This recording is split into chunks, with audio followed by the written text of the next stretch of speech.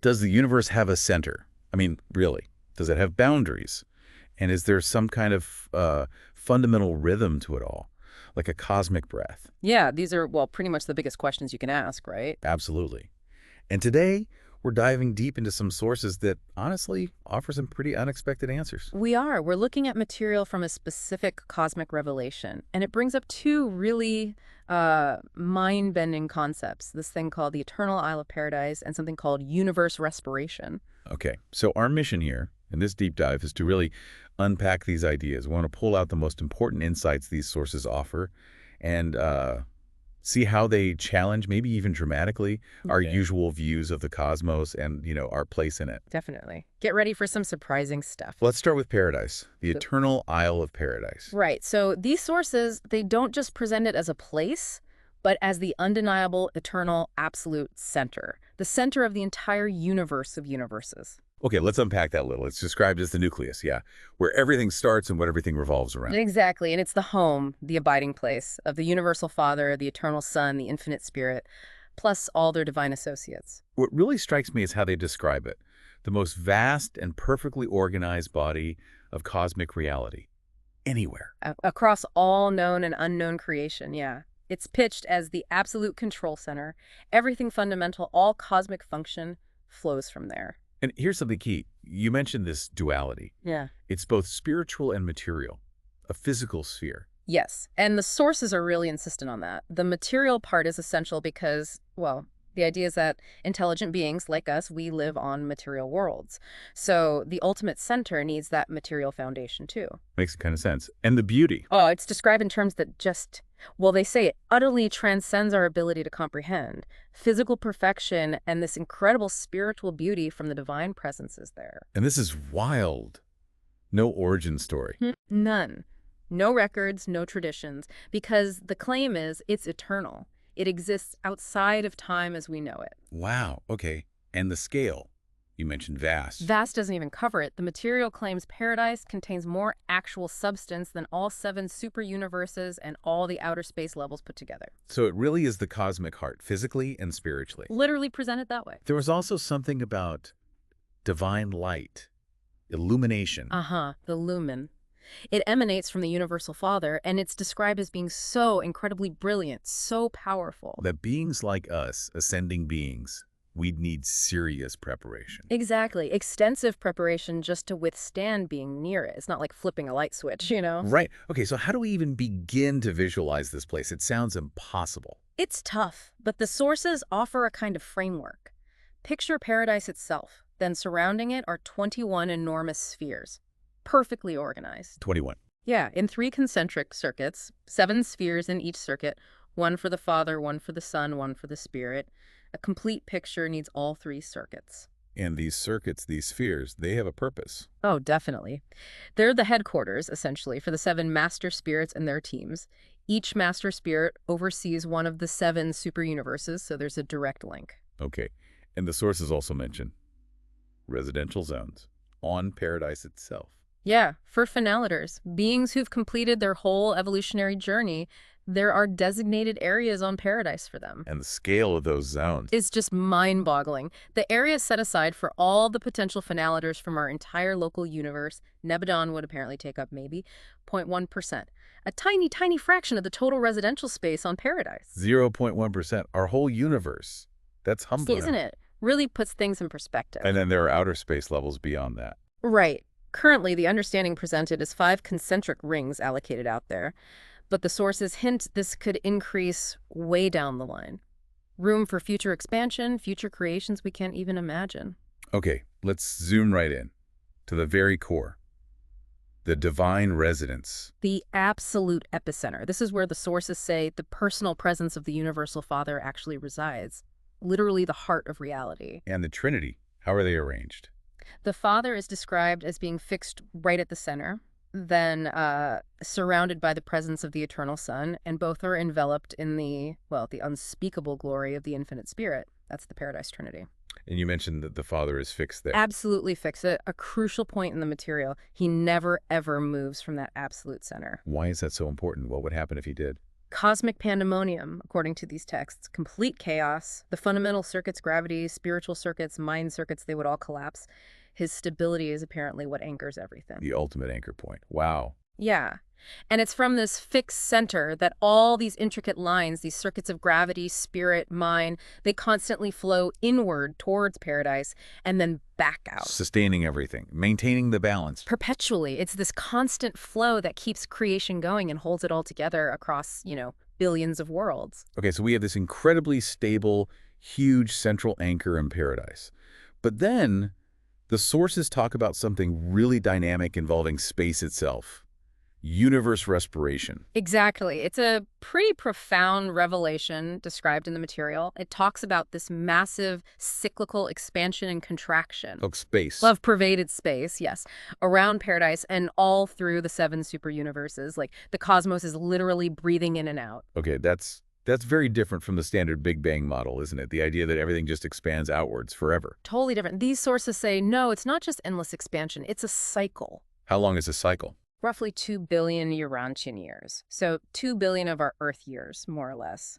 And it's pretty evenly split, about 1 billion years expanding, 1 billion years contracting. So the expansion we see now, the galaxies moving apart, that's just half the story. That's the idea. It's just one phase. Eventually, the sources claim, it'll reverse. Space will start contracting, which would look to us like a huge inward collapse. Does this explain anything scientifically? Well, the material suggests it offers answers to some puzzles, like why there isn't evidence of one single Big Bang point of origin, and it challenges steady-state ideas, too. And it's interesting, with things like the James Webb Telescope, scientists are finding galaxies older and more formed than some Big Bang models predicted. They're having trouble pinpointing that single origin point. Right. These sources present universe respiration as maybe a more complete picture, a cyclical process, not a one-off event. How does it work? The mechanism. Conceptually, it's described kind of like 2 opposing balloons of space, huge regions. As one expands, the other contracts simultaneously, then they switch. So they balance each other out. Yeah, that's the idea. It maintains the overall cosmic equilibrium, stability across eternity. Okay, but wait. If paradise is this gigantic material sphere right there at the center, why can't we just point a telescope and see it? Yeah, the obvious question. The sources give a few reasons, pretty significant obstacles. Like what? First, just location, location, location. We're way out on the edge of the 7th superuniverse. To look towards the center, towards paradise. We have to look right through the middle of the Milky Way. Exactly. Through the densest, brightest, most crowded part of our own galaxy. That alone is a huge problem for visibility. Okay, makes sense. What else? Second, even if we could magically see through our galactic core, the sources say there are specific, massive obstacles out there in deep space. They mention 2 enormous dark space bodies right in the path between us and paradise. Dark space bodies, blocking the view. Effectively, yeah. And third, there's just the sheer mind-numbing distance. It's described as being far, far beyond anything our current telescopes, or even telescopes we can imagine building, could possibly resolve. So geography, obstacles, and just incredible distance. Pretty much sums it up. And these dark space bodies, are they just blockers? Or do they do something? They have a crucial function, according to the material. They act like enormous gravitational regulators or balancing stations. Balancing what? They help prevent the outer space zones, the superuniverses, from collapsing inwards gravitationally towards paradise. They maintain that large-scale cosmic stability we talked about. Oh, okay. So they're part of that equilibrium mechanism. Seems so. Yeah. And it apparently also explains why heavenly travelers, spirit beings, need specific routes. Because you have to navigate around or through these things carefully. Right, you need guidance. It's not just open space everywhere, it's a structured cosmos, even for spirit transit. Okay, let's talk about the area around paradise. You mentioned peripheral paradise. Yeah. Think of it as the Grand Central Station, maybe. The main landing and dispatching zone for spirit beings going to and from Central Paradise. It's like a massive cosmic spaceport. And the master spirits are based there. Their executive worlds are located on peripheral paradise, yes. And the energy and power flowing out from Central Paradise comes via these peripheral stations. So if you're arriving from, say, our super universe. Your transport lands on peripheral paradise first. Then you're transferred inward to Central Paradise itself, following those established paths. Always the paths. Yeah. Which brings up this idea of pervaded and unpervaded space.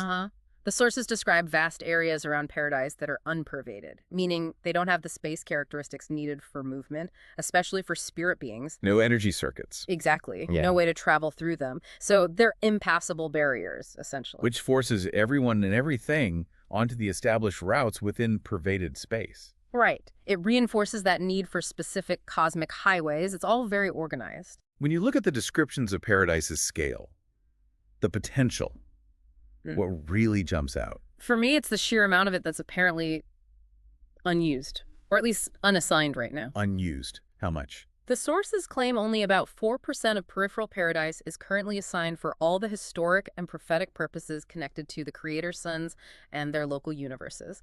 That includes us, our universe, everything we know. 4%. That's it. That's the figure given. Hmm. And that 4% supposedly contains something like 7 trillion designated areas already, 7 trillion areas is only 4%. which leaves, well, an absolutely immense, almost unimaginable amount of paradise just waiting, available for future creations, future developments. It really emphasizes the idea of an infinite scope for the future, doesn't it? Yeah, Far beyond anything we can conceive of now. totally. And it puts us, our local universe, into perspective again. We're described as being so young, just at the start of this immense cosmic adventure. What we understand now is just the very first steps. The implications of all that unused potential are just staggering. Possibilities for growth, for creation across eternity that are just way beyond us. Reflects that idea of infinite divine planning, eternal expansion of reality. So let's try to connect this back. What are the implications here? For science, maybe. Well, like we touched on, that cyclical respiration idea really challenges linear models of the universe's expansion. Having a fixed material center like paradise, that's a game changer for physics, providing a stable reference point we don't currently have. And the pervaded versus unpervaded space idea that could rewrite how we think about space itself, eventually. Potentially, yeah. And then there's the personal, spiritual significance for, for you, the listener. How so? Knowing paradise is described as a real, actual material destination, attainable through spiritual growth. Well, that gives very concrete hope, doesn't it? A clear direction. Instead of just abstract faith, it's a potential destination. Right. And the sources also suggest our choices, our spiritual growth right here, right now. They aren't just personal.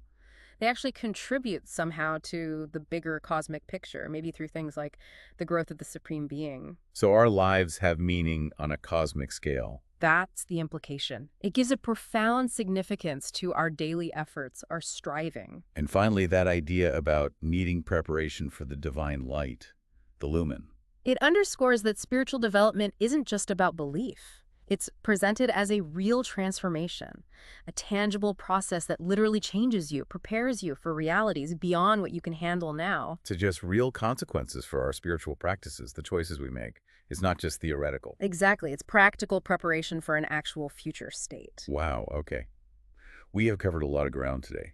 Some truly profound concepts, exploring this eternal center, the universe breathing, the almost terrifying scale of it all. Yeah, it's definitely mind-expanding stuff taken from these particular sources. These ideas, they really do challenge our basic assumptions, don't they? They expand our picture of the universe, making it not just unimaginably vast and ordered, but also somehow deeply personal and purposeful. According to these accounts, yes. So here's a final thought to maybe leave with you. If only that tiny fraction, just 4% of peripheral paradise is currently in use, what incredible possibilities does that imply for the future, for creation, for development across all of eternity? And if paradise is presented as our potential ultimate destination, what might your destiny look like within that truly infinite potential? Something to ponder, maybe. How this knowledge, this perspective, might shape how you see your own journey right now.